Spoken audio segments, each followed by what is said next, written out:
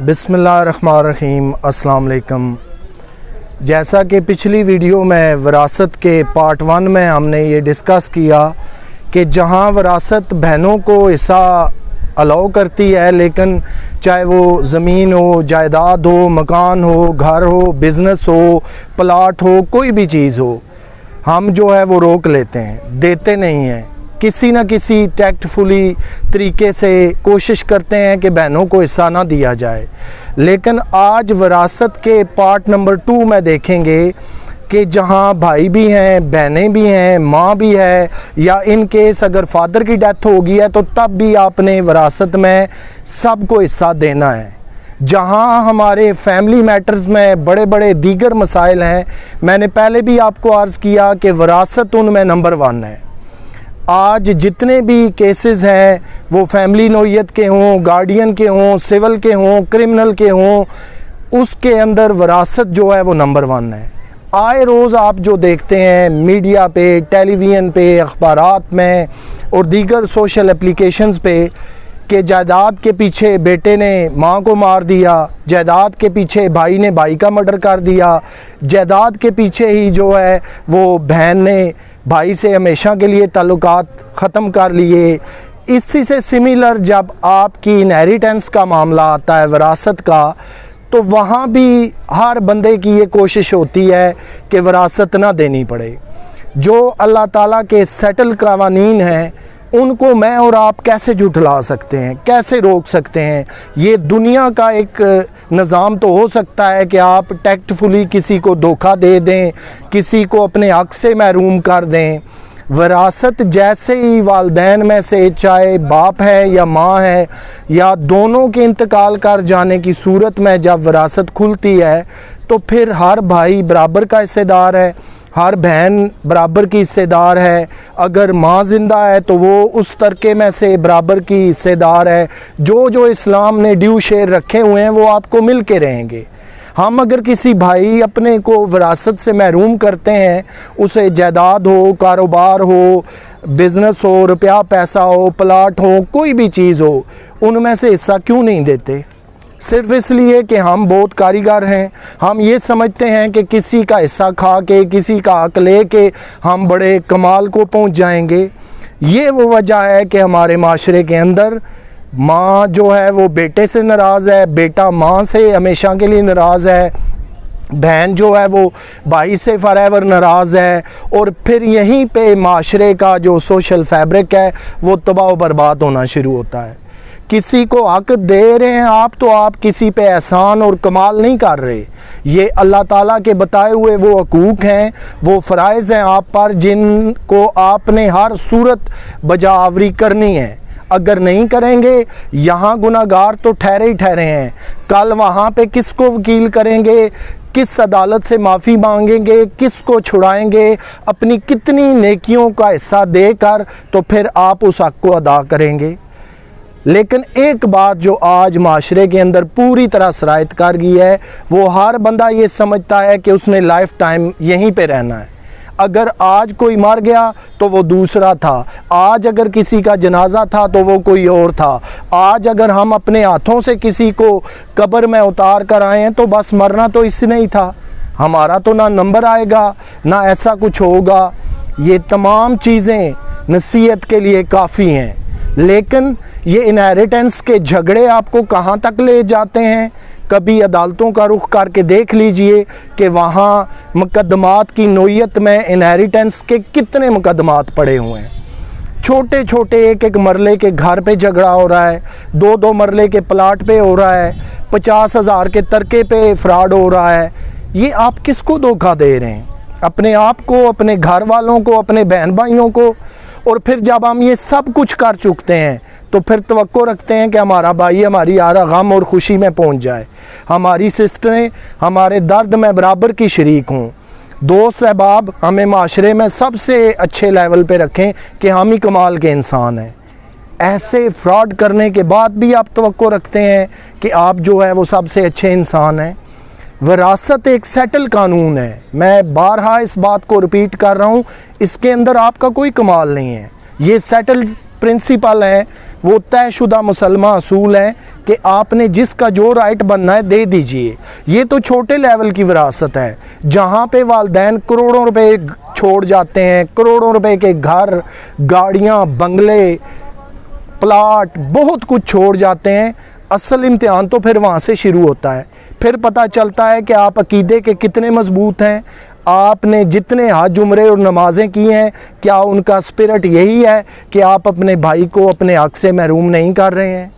अगर आप ऐसा करते हैं तो ये किसी पे कोई एहसान नहीं है, ये सिर्फ वो विरासत है जो वालिदैन आपके लिए छोड़ गए थे, आप दे दें। फिर आपके भाई का राइट है वो इससे करोड़ों रुपए के घर, बंगले, गाड़ियाँ सब कुछ बना ले या खा पी ले, ये आपका सब्जेक्ट नहीं है।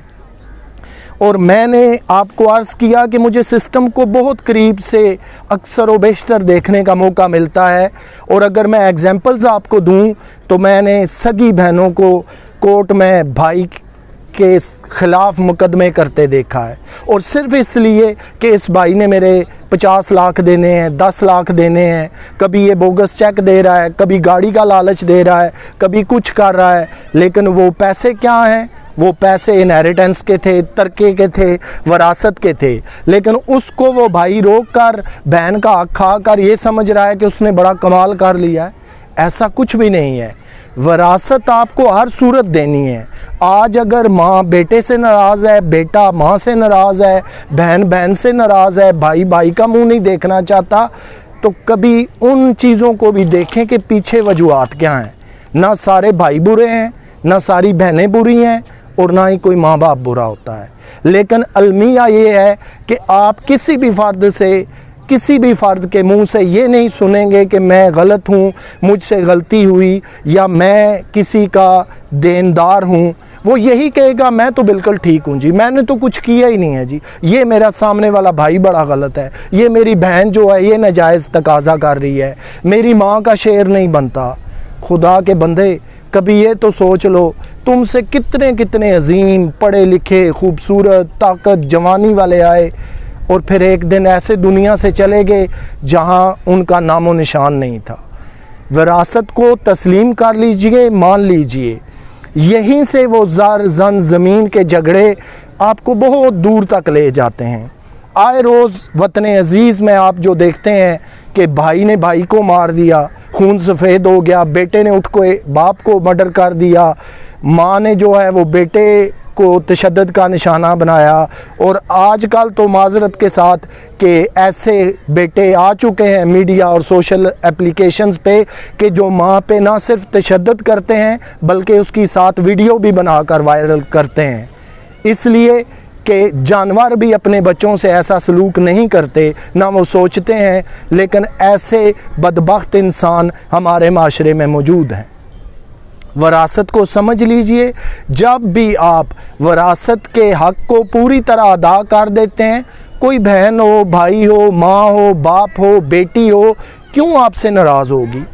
जब आप उनका हक़ ही नहीं देते, रोक लेते हैं, गज़ब कर लेते हैं, और फिर माशरे में हम बड़ी माजरत के साथ सफ़ेद काटन का जोड़ा पहन के ऐसे फिरते हैं कि हमसे ज़्यादा तो शायद कोई कमाल वाला पढ़ा लिखा समझदार बंदा ही नहीं है। कभी अपने आप को भी देख लीजिए, कभी अपनी अदालत के साथ ख़ुद सवाल करके देख लीजिए कि आपने किसी के हकूक़ को रोक तो नहीं रखा। फ़राइज़ तो अपनी जगह हैं, कहीं कुछ हकूक़ भी हैं और फिर फ़राइज़ भी हैं। अगर हकूक़ भी रोके हुए हैं, फ़राइज़ भी रोके हुए हैं, फिर जितनी मर्ज़ी बातें कर लें, जो मर्ज़ी कर लें, उस चीज़ का हिसाब अगर यहाँ नहीं तो वहाँ देना पड़ेगा। और वहाँ याद रखिए, छुड़ाने वाला कोई भी नहीं होगा।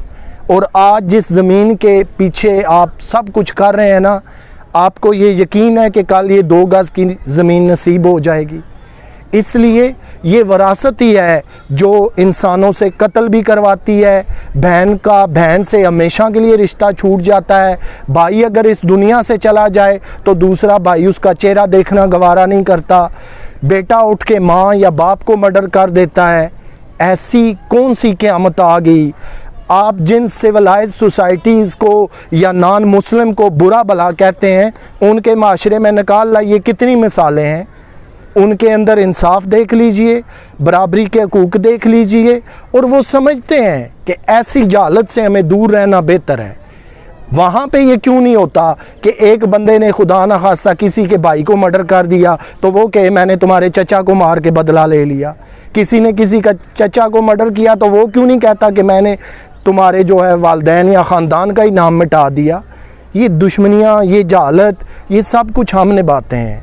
और फिर जब हमारे साथ ज़्यादती होती है फिर हम पूरी कायनात को बताते हैं देखें जी मेरा तो पूरा घर बर्बाद हो गया, हम तो लुट गए, हम तो उजड़ गए, हमारी तो किसी ने बात नहीं सुनी। क्या अपने कभी तकब्बर, रौनत और गुरूर का भी हिसाब लगाया है? तो हर सूरत ये बात समझ लीजिए कि तरका इनहेरिटेंस, माँ बाप दोनों में से कोई एक फोत हो जाए या दोनों दुनिया से चले जाएं तो आप अपने बहन भाइयों, माँ बाप, बेटियों को उनका जो भी शेयर बनता है जो इस्लाम ने रखा हुआ है दे दीजिए। आप कोई कमाल नहीं कर रहे। कमाल उस सूरत में है कि शायद आप अपना शेयर भी उठाकर किसी भाई के नाम सरेंडर कर देते हैं तो फिर आप वाकई अजीम इंसान हैं। हक खा जाने से, किसी का हक रोक लेने से या किसी के हक को दबा लेने से आप किसी किस्म की कोई फतह नहीं कर रहे। यहाँ पर तो गुनाहों का बोझ अपने ऊपर लाद रहे हैं, लेकिन याद रखिए कि उसको महरूम आपने किया है, यहाँ नहीं कल वहाँ पे हिसाब ज़रूर देना पड़ेगा। और फिर सबसे बेहतर तरीका ये है कि अगर हम मिल बैठ के भाईचारे, मोहब्बत, अमन के साथ उस तमाम विरासत को आपस में तकसीम कर लें। जो पैसा, जो ताकत, जो वक्त हम दूसरों को नीचा दिखाने में लगाते हैं, कोर्ट कचहरियों की तरफ रुपए पैसे का अंधाधुंध इस्तेमाल करते हैं, अगर वही सारा कुछ हम अपनी मुस्बत तवानाइयों पे, तालीम पे, अपने मुस्तकबिल पे, अपने बच्चों के बेटर फ्यूचर पे अगर सब कुछ खर्च करें और फिर रिश्ते भी मुस्कुराहटों के साथ कायम रहें, अमन और सलामती के साथ कायम रहें, इससे बेहतर और कौन सी चीज़ हो सकती है। अल्लाह ताला हम सब का हामी नासिर हो। अल्लाह हाफ़िज़।